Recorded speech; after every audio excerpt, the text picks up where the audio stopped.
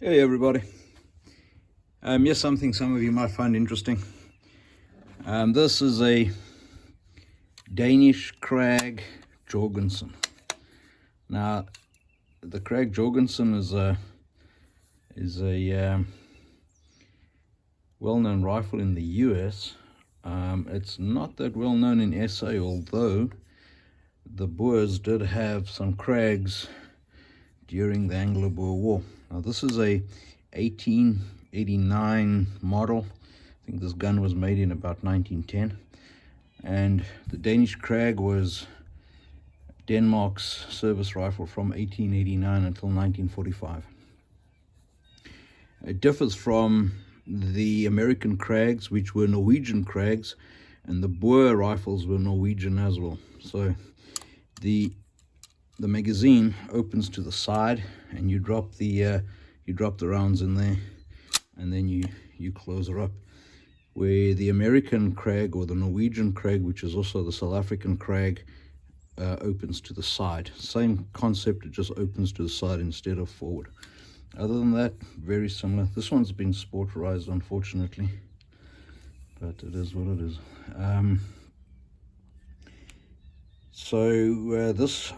The American Krags are in 30-40 Krag is the caliber. The Norwegian Krag is 6.5 by 55, and the South African ones, and it's a debate how many there were in South Africa. Some sources say 200, and other sources say up to 400, but there's definitely more than 200, and they were also in 6.5 by 55.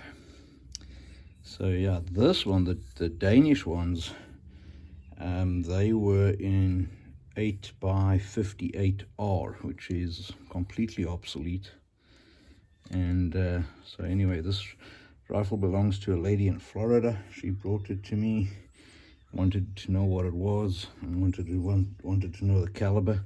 So I did a chamber cast with some Cerasafe, measured that up, and then determined that it was indeed 8 by 58R.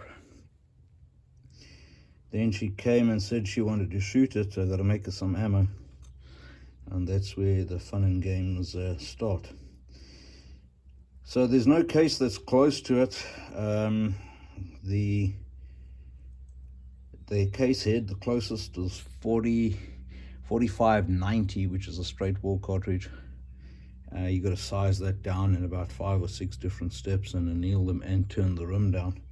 The other option that the guys use is they use this, which is 8 by 56 Hungarian, 8 by 56R Hungarian, and I might say that on the back. And the rim is slightly too thin. The rim is slightly undersized, which doesn't matter, but the rim is slightly too thin. And then the base of the case there is about 10 thou undersize, and the neck and everything's in the wrong place. So anyway, so what I've been doing is I've been loading these up with 20 grains of 2400, which is kind of similar to South Africa's S265, which is kind of a Magnum handgun powder. 20 grains of that. Fill the case to the brim with grits, which is coarse mealie meal, and then I put a wad of tissue paper in there and pound it all down. Then to keep the case center in the chamber, because now what I want is I want this case to blow out all around instead of only on one side. So if it lies in the chamber and it's lying, at the bottom, it will blow out to the top. I'll put a small elastic band around it, and that kind of pushes the case head up against the bolt face, and when it blows back, and then when it creates the shoulder, it then can headspace on the shoulder rather than on the rim. And so it's loaded up with the